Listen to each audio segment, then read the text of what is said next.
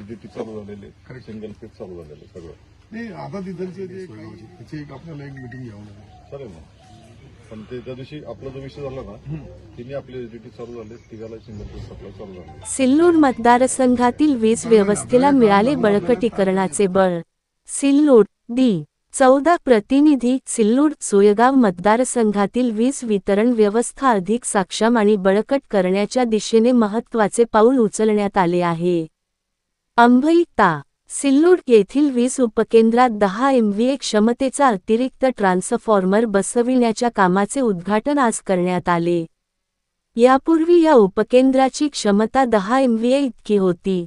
नव्याने बसविण्यात येणाऱ्या अतिरिक्त 10 MVA ट्रान्सफॉर्मरमुळे उपकेंद्राची एकूण क्षमता 20 MVA होणार असून वीज वितरण यंत्रणेला मोठे बळ मिळणार आहे. या क्षमतेच्या वाढीमुळे परिसरातील शेतकऱ्यांना शेतीसाठी दिवसा अधिक सुरळीत व स्थिर वीजपुरवठा उपलब्ध होण्यास मदत होणार आहे.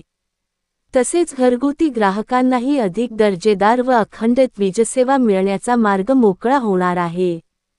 वाढता वीजभार, वारंवार उद्भवणारे तांत्रिक अडथळे आणि भविष्यातील वाढती वीज मागणी लक्षात घेता हे बळकटीकरण अत्यंत महत्त्वाचे मानले जात आहे.